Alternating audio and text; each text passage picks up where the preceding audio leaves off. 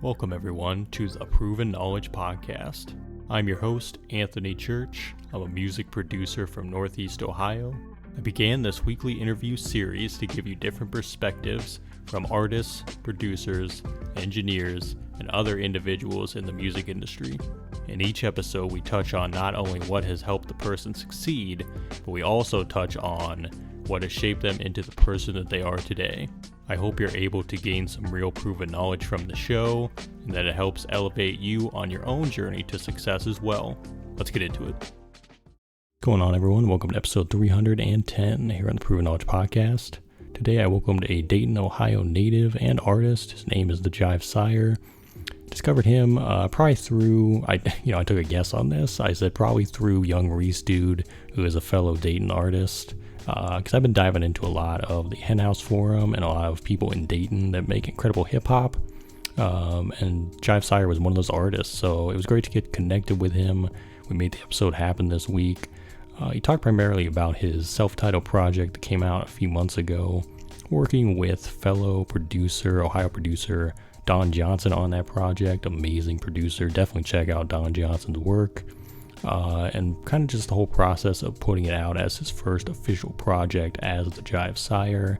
The whole concept behind the brand and the name, the Jive Sire, and what he's going to be looking forward to performing this album moving forward, local shows in Dayton. The overall main message of this episode to me was going at your own pace. He talked about what it means to be an independent artist, developing his community of collaborators and fans alike, how he's going to move forward, continuing to go at his own pace and just kind of do his own thing and not compete with the algorithms, not compete with other artists, just do his thing, put the blinders on and go from there. And I think that's something that we can all relate to in our own ways as creatives. And I'm excited to see what he does here coming up moving forward. He's working on more new music as well. And I'm excited to hopefully work with him myself eventually as well. So I thank the Jive Sire for stopping by this week. And as always, hope you guys enjoyed this one too. So without further ado, let's get into it. All right, so this is episode 310, and a big goal of mine is trying to interview a lot more artists from Ohio and from Dayton. Dayton's a great city. Dayton's got a lot of music stuff going on, and I got a great artist here from Dayton, the Jive Sire. How you doing, man? I'm good, man.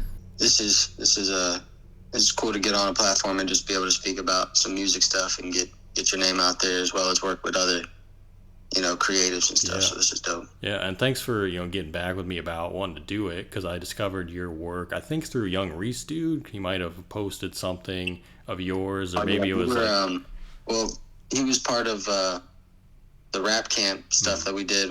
Don Johnson and Mike Cooley had this cool idea. I think it started a couple of years back now, where they gathered a lot of different artists, of the area, and just kind of got them together for like a super album of sorts. So it's like, it's slowly been building over the years and stuff. And I'm kind of thankful to have been a part of that. Mm-hmm. So through me knowing, Don Johnson and some other people out in Dayton, I just happened to get pulled into the second one. It's been doing some cool things. There was a documentary they ended up doing. We got to see a lot of the stuff from the build up to it, like all in a documentary at the Neon Theater in Dayton. It was really cool, like getting all the artists in one space and being able to just see, like, I don't know, it felt really community. Mm-hmm. There was a lot of people coming together for just the love of hip hop. Yeah. Everything I've seen from like Henhouse Forum and just everybody in Dayton, it definitely feels that way from an outsider looking in, too, with all the projects you guys got going on and all the collaborations. Because I know Don Johnson specifically, he's produced a lot of like these projects that you guys have been putting out. He's been on a run, as far as like since I met him and the things he's done. Like, he's always just been a cool dude, and him and a lot of other cats. So I kind of met him through, I think it was out in Yellow Springs when I first met him. And they were doing this Super Friends stuff. And ever since then, like, I just kind of was like, I don't know, hip-hop is like one of those things sometimes, especially the kind you're trying to do, it's only in like certain spots. So like, he was scratching, doing the old school hip hop shit. And I've always had like an ear for, like, I don't know. I like all kinds of old school shit. Like, I still watch VHS and all kind of shit. Like, so I don't know. He was my into hip hop as far as being like, oh, he's still doing the old school shit. This is still on and pushing. Yeah. So yeah, I can't wait to lock in with him eventually. I definitely want to get him on this show and talk to him eventually. But he is doing amazing work. And for you, I kind of want to leap back to then leap forward to the present again. So let's start kind of like, where did the idea come from for you to become the Jive Sire, to start putting out your own stuff and do all this? That's a good question. So I'm a huge MF Doom fan. He's like, I don't know, from the way he's able to just take different personas, and also like, I don't know, one of my favorite songs is Fancy Clown. He's like almost rapping at himself, like, as you know what I mean, like a dude with the mask. Like, he's able to play on things that like most people cannot, get away with. He'd be like, man, who's this guy? You know what I'm saying? So the Jive Sire was actually, he's got a track called Between Villains with, I think it's Earl Sweatshirt, and I think Flying Lotus is on that joint too. But he has this one line, it's like, there's too many fake killers and Jive Sires. And I was like, ugh, Jive Sire. Like, that's kind of cold. Like, the line just kind of stuck with me, and I was like, all right, I want to be the Jive Sire, because he says there's too many of them. But honestly, since I've had the label or the name, it seems like it's nowhere else. Like, I'm the only one. So it's kind of almost a play into the whole thing. Like, it's almost like it found me, so to speak. Yeah. So. That's awesome, because you kind of caught inspiration from the line and then rolled with it from there. Yeah. Yeah, that's awesome, man.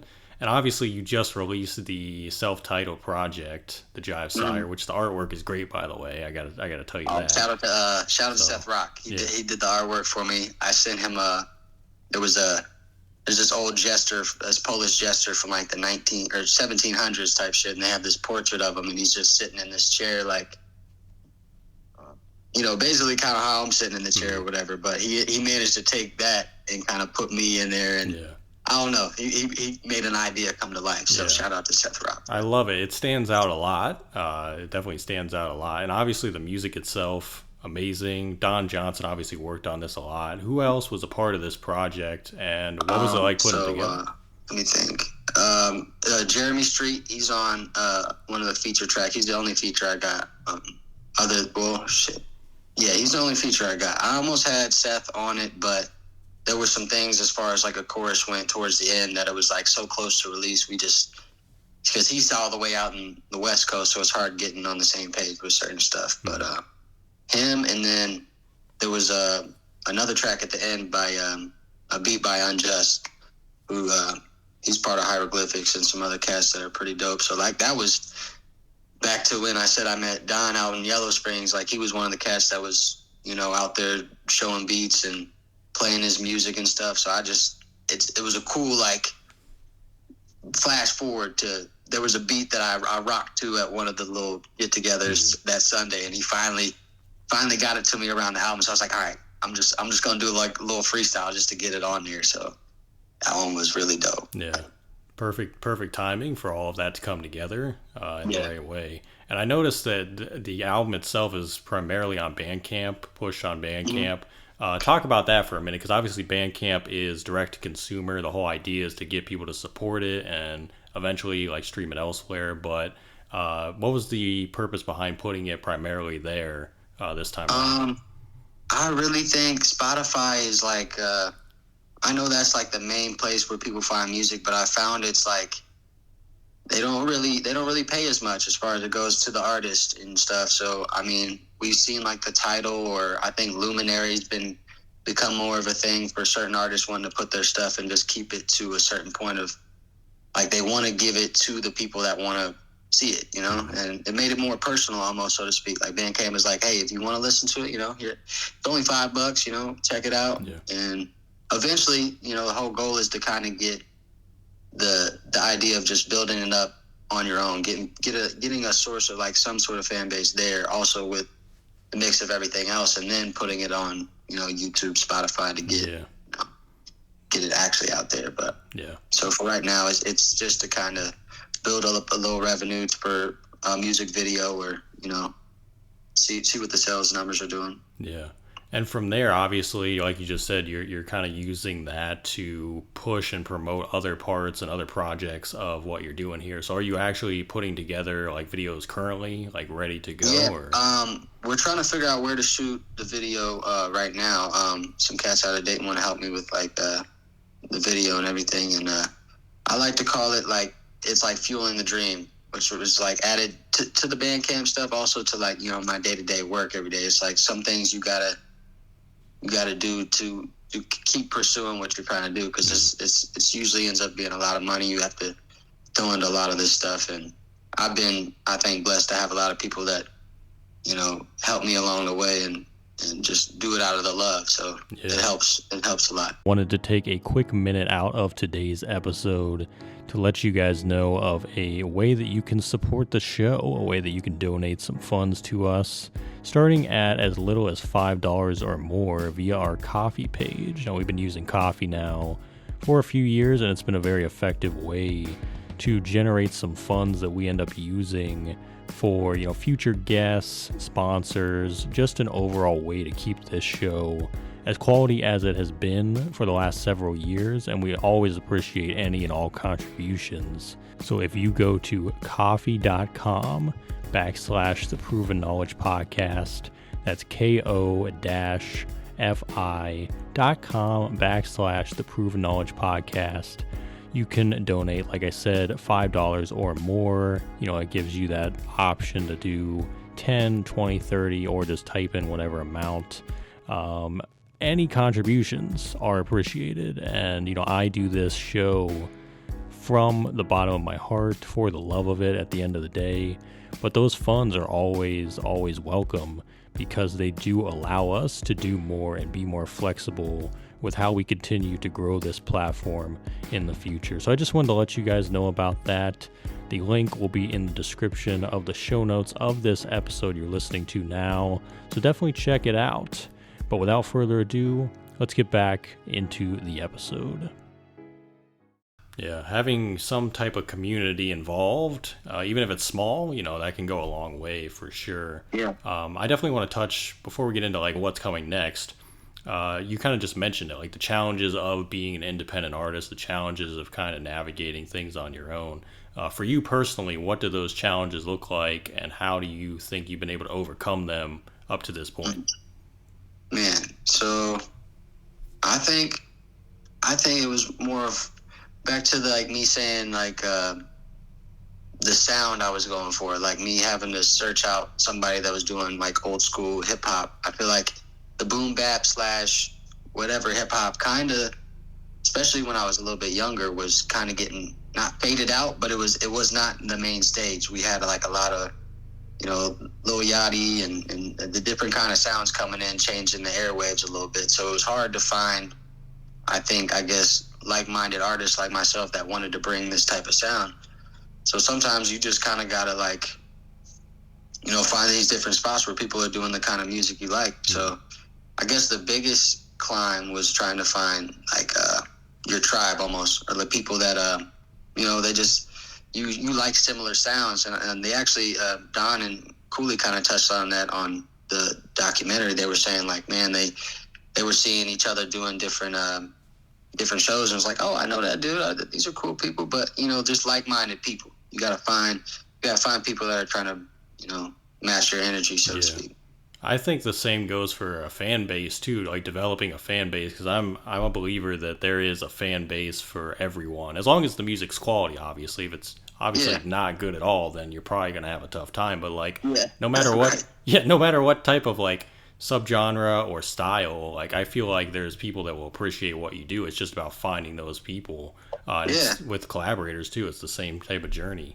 So it's almost hard to filter through all of it now, man. It's so I would say there's so much content out here. So it's a level of I don't want to say it's a lot of pick me, but there's a lot of you gotta beat the algorithm. You gotta and I'm almost under the sense that I like that I've taken my time and I like to be deliberate almost with certain things and place things timing wise to certain stuff, because I feel, if people want to find it or take the time, some of the stuff it's going to stand out more. Like sometimes less is more, so to speak. I think that can kind of get lost in, like what you just said. Everyone's trying to like keep up with the Joneses, right? Everyone's trying to do what everybody else is doing. But if you go at your own pace and you develop like a system and have a plan, then it's like, well, you're comfortable going at your own pace. You don't need to do what everybody else is doing because you feel good about what you have and what you're putting out there. And that's the freedom of everything right there, of being independent, of doing all of it in house and things like that. That's the beauty of it. So yeah, and you learn so much, I think, along the way of that, like trial and error, like that. I think that's just been the beauty of me, not, like there's been, man, I think when I was younger, I was like, oh, I gotta get this song out. I gotta, like, me and the homies recorded something. It's like, yeah, this one's gonna blow up, and you're like, okay, but then I don't know, like trial and error. You put it out, and you're like, okay, maybe not. But being able to like learn through the process of that, like it's all supposed to teach you along the journey.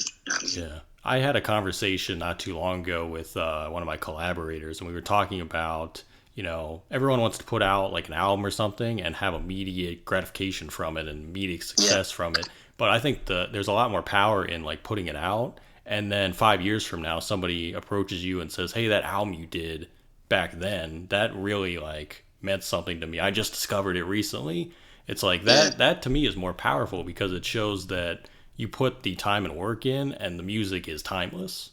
Even though they just discovered it like 5 years later, it's like instead of having that immediate success, you had the building success over time, and people discover your back catalog and then they want to check out your new stuff. And that to me is a lot better. I don't know how you feel about it, but that's so true. Yeah. And I think there's a lot of like you said, power in that too, because I think everybody, it's like there's a part we all play in this stuff too. Like there might be something that I said on the song that might resonate with somebody, which will channel something into them. And we don't know who we're influencing out here with the smallest stuff. You'd be like, well, I just try to take it for what it is. It was a big, to finally get an album out, I was just happy for that. Finally getting a certain amount of songs together with the Jive Sire idea to kind of, finally make that stamp a little bit. Because from before then, it was just I was doing like little, SoundCloud was kind of hitting for a little bit, or little songs I did here and there. But this is my first like little solid project. It's cool to have that. Yeah. And what is that gonna build to then from here? Because obviously, I assume there's things in the works, things coming soon. It might not be this year, I'm not sure. But what is going to be the next step for you as far as music is concerned? I want to do some more performing. I think that was something that I enjoyed. Well, I'll say, like, I did a lot more like freestyle, I guess, stuff. Started off like with my brothers and shit. We'd just be like, freestyle and, go out and, I'll throw that beat on and just starting stuff from that to, all right, I'm kind of good popping up at different open mics and stuff. And then just kind of seeing like, I almost was really enjoying more of the performing part than the recording. Cause I was just like, I just need to record what it sounds like. And then boom, I'll be able to remember my verse and then go to rap it a cappella wherever, It's cool to just have that ability to go do it. So I was like, I'll just start doing shows here and get my name out. So I think that's the biggest thing to answer your question. I just want to start doing more shows in different places. So I got a couple different ones lined up this summer that I'm really excited about to just kind of get my voice out there a little bit more and show people more of like who I am and based on, my lyrics and stuff. Yeah. And I think it's great having the project out because now you can perform all those songs, during the shows, which is a great way to promote it too. So that's definitely great, man. And congrats on that. Early congrats on that. That's great to Thanks, hear. Man. For sure, man. And we're down to the last few questions here. These are ones I ask on every episode. The first one is, if you could go back 10 years ago, give yourself any piece of advice, or maybe not change anything at all, what do you think you would do? How long back are we going? So if we're going 10 years, we're saying 2016. Damn. Yep. I think I probably would have locked in more on just trying to do the production / all the engineering stuff myself. You know, it's something that's really slept on, because I think each one has their own bag. Like, it's like, so the producer bag, I feel like, is different. You got a certain pocket that you're in, and then you got, like, as the writer, it's a certain, level that you're in on that, to even doing the videography and all the different sides of the business I didn't really think of when I was just like, I'm just going to rap, and, all those people will show up, and it's all good. I don't need to know this, that, and third. So I guess I would just try to make sure I was learning more sides of the ins and outs of what I'm stepping into. Yeah. It would help me a lot along the way. Diversification, essentially. It's kind of what you're saying. Yeah, I can definitely relate to that in a lot of ways. And then we kind of flip that question. We say 10 years from now, where do you think you envision yourself musically, but also life in general? Man, maybe by 40, I'm going to be in maybe I'll be in a jazz group or something, Maybe I'll pick up the trombone, and I'm like playing in some like France, like club, you know what I'm saying? Maybe some cafe, just fucking, I don't know, like something cool. Like I want to imagine that I'm still doing music, of course. Hopefully I want to have maybe at least 2 or 3 more albums, and just, I don't know, have a nice little place as far as whether I'm either putting out music to showcase my stuff, or being able to bring up, other artists that are younger than me up, and help them, teach them certain ways, because I'm not too old, I'm not too young, but I'm like right in that little niche where I want to be able to build myself up, but, play my part and bringing others up too, if I could. Yeah, for sure. There's definitely a lot of great jazz hip-hop crossover too that are, there's so many different ways you could do it. The bag, for sure. I discovered jazzmatazz type stuff. Do you listen to Sky Zoo at all? You listen to him? Oh, I love Sky Zoo. You heard his have you heard the Dumbo Station collab, the Bluest Note, the EP? No. Oh, dude, no. I'm telling you, that's a great. You got to check it out, because it's jazz hip hop combined. Oh, it's great. I need to check that out. Dude. I love Sky Zoo, man. It came out. It blows my mind, because it's like there's not too many artists that don't use like the N-word, or like. Yeah. I don't even think, does he not cuss either? It's some crazy. Well, I know he said he doesn't use the N-word specifically, like for a reason. Yeah. I thought that was crazy, because. And it made me almost want to think into my certain songs. I'm like, I catch myself sometimes. I'm like, damn, I did. But it's for, like, man, it's like, I could have found a better word. So it's like almost making me, when I listen to Sky Zoo, I'm like, yeah, I need to find something different to throw in there, just because it's not needed, Yeah. It's necessary most times. I'll send you that. Cool, I'll send you that EP, man, because it is great. I discovered it a couple years ago. I think it came out in 2020, but I discovered it in his back catalog, and I was like, this is amazing. I play it all the time. So I'm gonna check it out for sure. I got you, man. He's an amazing artist. 100%. And before we get out of here, do you have any final words of wisdom for the listeners today? I would say, I guess for me, my journey took a lot longer. I think because of like, I don't know, whatever, life gets in the way sometimes, you're just family stuff, like all the things we have to really go through. And I just say, like, let those things build you, and, take your time with it. And, like how we were saying earlier, don't let anybody kind of set the pace for what your plan is. And keep shooting for the moon, but also, keep your goals small so you can see where you're walking, see the progress as you're stepping through it.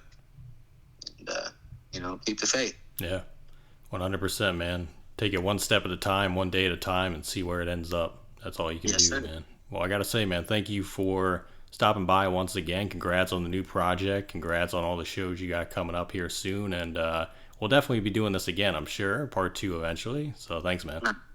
I appreciate it. Just want to say thank you for tuning in today. Be sure to hit that coffee link in the description of this episode if you'd like to donate any funds. And we'll see you back here with another new episode next week. As always, thank you for your support.